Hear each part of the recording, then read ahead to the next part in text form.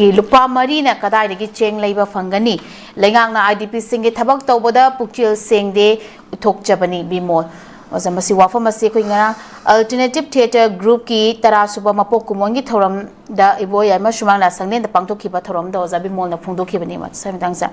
Ozana Fundo Kibda, IDP Singda, Langana Lupa Marina, Cheng Layu Hydubagi, Wato Amala Libasi, Yamalabak Tibani.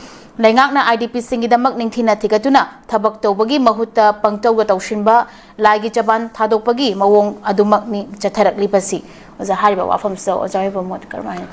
Masi Mamang the Moinanganga Badako, Quigi Manama Singi, Lupamar Puama, Aduga Lupakun Hybra Kun Marie Hebra, can Aduna Siengi Sarune, and Mina Hyraga, Moisi.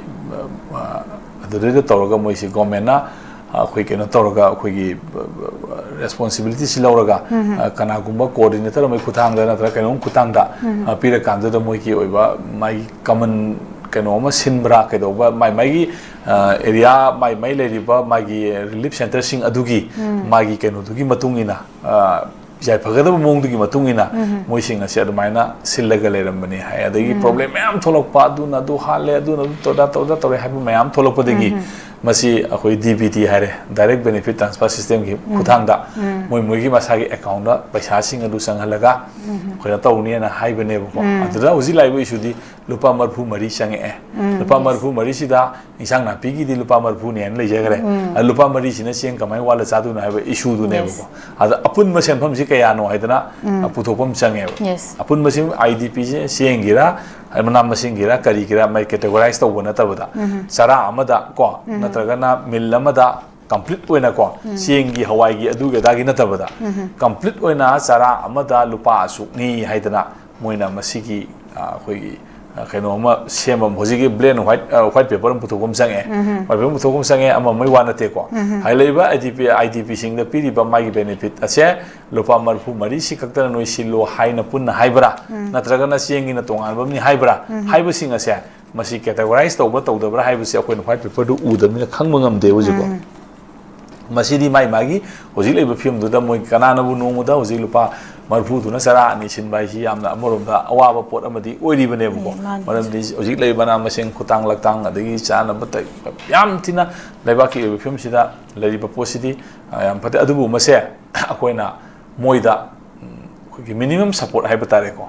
Comment appeared with minimum support. I think with the Mugi Lebongi, Karigi, Amagi, Maigi, Shingi, Mayama, the Yauri Benevo. Adumiam Sindu, categorized over to the bra. What in the high bursing to the seeing Adunia than electric bill Paisha, and they give the Maigi Paisha, what you me making with a sang Mam sing as she may am sing as a low in a Lupa Marpu Marisi Manunda, Natakasam, Manunda, Singa the Beni, Hypa, Mike and Adurida, Yamali, Yamandana, Nangaba, Shumatolakanebo, see Yabra feasible over the Rana. Aduna Maramokan Gomena, Harakado, this, the Maigi Pashaka, we had a Piaco, Shingi Pashaka, we have Amapisha, Mayama Mushu. I know why speculation. I don't mean I'm told what you are. I don't let me am saying white paper. IDP sing that when a PD say, Mugi, no Mugisana was in Jacta Asu, electric in Asu, singing Asu, play the Noko. High me am singing electric bills you go menacing and Peter Viaro. May bills electric Pasapi the Viaro.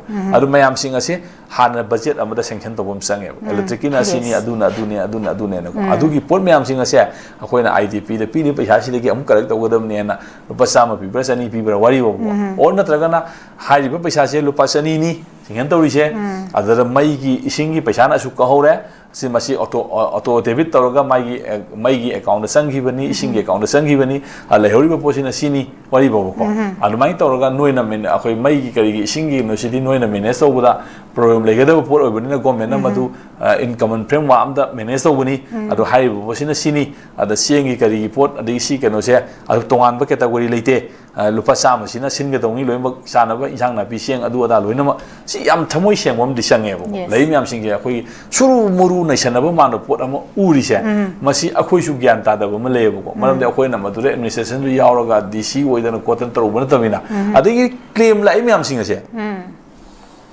people bu miam bu wakan tana bagi damakta lady bu authority sing asinasu yam tuna mai response am pige dami aku ni posi sini aku ni posi sini hai posi masigi response people sing ngam dri sikai gino masigi response people ngam da hai basa mas a kind of failure amane adu gi potumadi yam seng hai kan da amana hai be wana tabda lady posi ngai thamoi seng ta wam di sange maram di moi sing sikana sumaina idp on learning mana teba ma khong ma khut na shuraga nomaga talaga ama toroga pibo hojik tande haibana te tana bo hona toroga phum pire adada minimum support eba piri se minimum support adu deida akoina feasibility haibam su leireba angangi ana layangi kari gi adu thokela myam sing ase ko si myam sing se loina mak thoro discussion toro kan si leida akoina ana layang badana mi amagi kayano natraga masi temporary arrangement oibra ana pu khala phungai idp card paraga di free ni haibra kari magi kanom di laukthopum thuidana ko lei myam sing ado pot myam sing to loina ma akoi mi bada basic need ama sangi si kaino no mo mai sange